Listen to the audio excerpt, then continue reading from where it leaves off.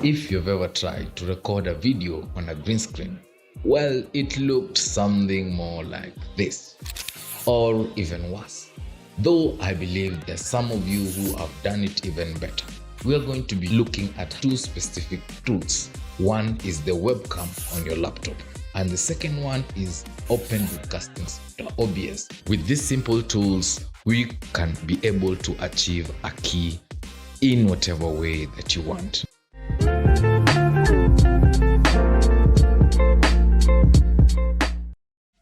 Once you open OBS and you install it, this is your preview window, this side, and this is your program window. This is the final product that you will see.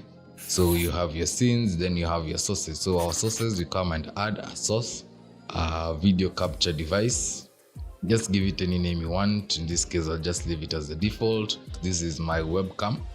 Then you can fit it to your screen. So you go to transform, fit to screen. Now the color that I keyed was the red. If you have a green screen, it's better. And there is a big window this side which is giving me light. For the second step, you have to key your color. So under video caption, when you right click, it will give you all these options. So go to filters, and then under filters, if your video has audio, you go to add, then you add your color key. In this case, since you have the red, we select the red.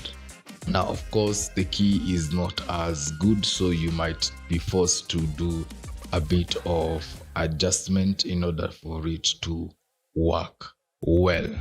Now, for the next step, once you have done your key, you can go ahead and now crop out the area that you want. In our case, you just want this, the area with the red. Now, of course, if I had a bigger fabric, I would fit it on my whole background and not be forced to work with a small area. When you hold down Alt on the keyboard, you see the red lines across. When you hold down Alt, you can crop your video to the region that you want, and you must make sure that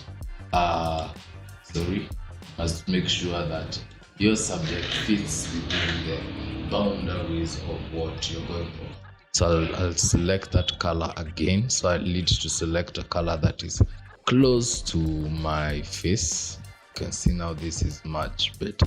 Now the next step, using the Alt key control, now we can adjust this image to fit. Now the next step is getting the background. And down we go now to images, and you add an image using the same plus and place it behind. You can see how it looks. Now let me go back now to my initial scene.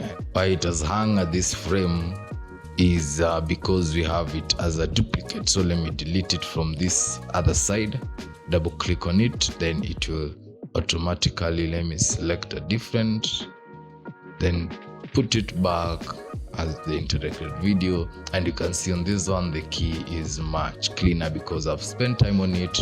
Now let's go over the layers. So I just use this specific area to create that part to use as my background. Now the second thing you need to consider when you're setting up your key is the direction of light. Where is your light coming from? On this side of my face, you can see it's a bit darker. Even on the image itself, it's a bit darker. And then on this side is where the light is coming from. I am seated somewhere where there is this big window which is giving me the direction of the light. Of course, in this software, there's an option of flipping your video. Right click, you go to transform and flip horizontal. Since we want to imitate how the light is flowing, we need to set it up this way. Now, another thing that you can do within the software, remember using the Alt key. Let me disable a layer over here. This thing is the same thing that is right here.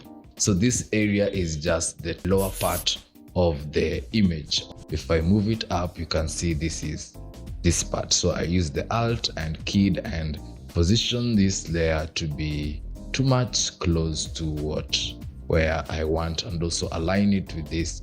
Now the other thing when you notice is the color of the original background. This is the original background. Now since I can't really do much about the video from the webcam, what I do is now I adjust the color on the background so that it works better. You can see the difference between the color corrected image and the initial image, and tried to match it with the image of my camera, depending on what you want. So you can see adjust a few values. Most of this will be set to default values, and the good thing with this is as you move on, you are able to make the changes accordingly.